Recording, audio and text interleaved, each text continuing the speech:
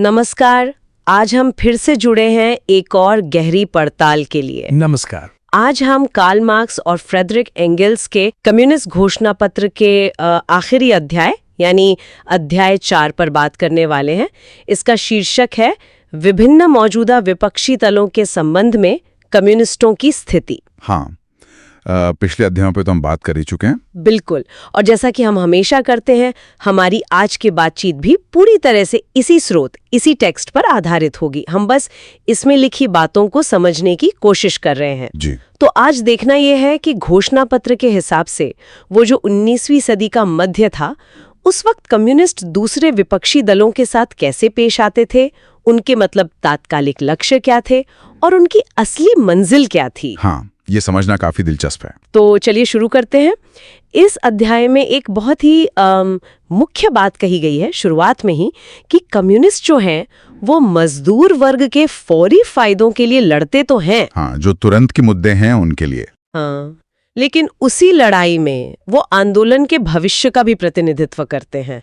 ये सुनने में थोड़ा सा मतलब विरोधाभासी सा लगता है ना? हाँ, बिल्कुल। और यहीं पर उनकी जो रणनीति है वो सामने आती है। स्रोत यही दिखाता है कि ये कोई सीधी सादी एक लाइन वाली नीति नहीं थी। अच्छा। हाँ, मतलब अलग अलग देशों में वहां के जो हालात थे उसके हिसाब से कम्युनिस्ट अलग अलग गुटों के साथ गठबंधन बनाते थे। रणनीति काफी लचीली थी, पर लक्ष्य एक ही था। जैसे कि फ्रांस का उदाहरण दिया है स्रोत में।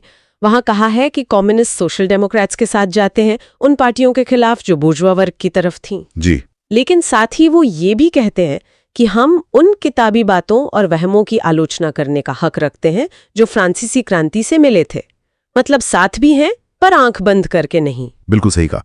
दोस्ती जरूर, मगर आलोचना के साथ। और ये लचीलापन सिर्फ फ्रांस में ही नहीं था। अच्छा, और कहाँ? आप स्विट्जरलैंड को देखिए, वहां वो रेडिकल्स का समर्थन करते हैं, और ये जानते हुए भी कि उस पार्टी में भाई अलग अलग तरह के लोग हैं, कुछ डेमोक्रेटिक सोशलिस्ट हैं तो कुछ बुर्जुआ रेडिकल्स भी। पोलैंड का मामला देखिए, वो और भी अलग है। वहां उस पार्टी का साथ देते हैं जो मानती है कि जमीन का बंटवारा जरूरी है राष्ट्रीय आजादी के लिए। ये वही पार्टी थी जिसने, अगर याद हो, 1846 के क्राको विद्रोह में हिस्सा लिया था। हाँ, क्राको विद्रोह का जिक्र आता है। और फिर जर्मनी की बात आती है, जिस पर स्रोत काफी ध्यान देता है। ऐसा क्यों? जर्मनी में क्या खास था? हाँ, जर्मनी वाला हिस्सा वाकई बहुत अहम है इसमें। तर्क यह है कि जर्मनी जो था वो एक बुर्जुआ क्रांति की, क्या कहते हैं, दहलीज पर खड़ा था। ठीक है। लेकिन ये क्रांति इंग्लैंड या फ्रांस जैसी नहीं होनी थी, क्योंकि जर्मनी में औद्योगिक विकास ज्यादा हो चुका था और वहां का जो सर्वहारा वर्ग था, मजदूर वर्ग, वो भी ज्यादा बड़ा और संगठित था। अच्छा। तो घोषणा पत्र का अंदाजा ये था कि जर्मनी में जैसे ही बुर्जुआ क्रांति होगी, उसके फौरन बाद सर्वहारा क्रांति शुरू हो जाएगी।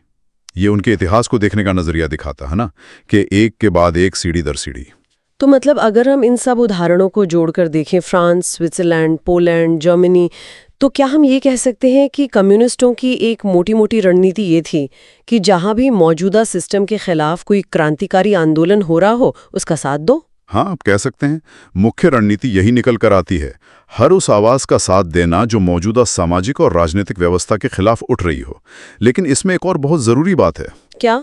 वो ये कि हर आंदोलन में, चाहे कोई भी आंदोलन हो, वो संपत्ति के सवाल को, मतलब निजी संपत्ति के मुद्दे को सबसे आगे रखते थे।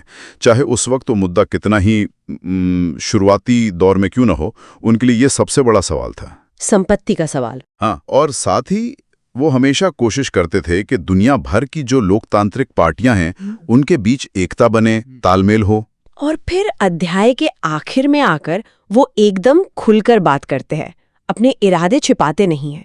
ये तो काफी सीधी घोषणा है। हाँ, ये शायद घोषणा पत्र का सबसे ज्यादा जाना जाने वाला और विवादास्पद हिस्सा है। वो साफ साफ कहते हैं कि उनके लक्ष्य तभी पूरे हो सकते हैं जब मौजूदा सामाजिक व्यवस्था को बलपूर्वक, मतलब ताकत से उखाड़ फेंका जाए। हाँ, वो मशहूर लाइनें यही हैं। बिल्कुल। शासक वर्ग कम्युनिस्ट क्रांति के डर से कांपे। मजदूरों के पास खोने के लिए अपनी जंजीरों के सिवा कुछ नहीं है, उनके पास जीतने के लिए पूरी दुनिया है। और फिर वो नारा, दुनिया भर के मजदूरों एक हो जाओ। हाँ। और यहां, जैसा आपने शुरू में कहा था, ये दोहराना बहुत जरूरी है कि हम सिर्फ स्रोत में लिखी बातों का विश्लेषण कर रहे हैं। हम इन विचारों का न तो समर्थन कर रहे हैं, न ही विरोध। बिल्कुल सही। तो अगर हम संक्षेप में देखें तो इस अध्याय से क्या बातें निकलती हैं? पहली, कि तात्कालिक फायदों के लिए रणनीतिक गठबंधन करो। दूसरी, लेकिन हमेशा सर्वहारा क्रांति के अंतिम लक्ष्य को याद रखो। हाँ। तीसरी, संपत्ति के सवाल को हमेशा केंद्र में रखो। और चौथी, अपने अंतिम इरादों को यानी मौजूदा व्यवस्था को ताकत से बदलने की बात को खुलकर कहो, छिपाओ मत। बिल्कुल सही। रणनीति में लचीलापन दिखता है, अलग अलग देशों में अलग अलग साथी चुनने की बात है, लेकिन जो मंजिल है, जो अंतिम लक्ष्य है, वो एकदम साफ है और उस पर कोई समझौता नहीं।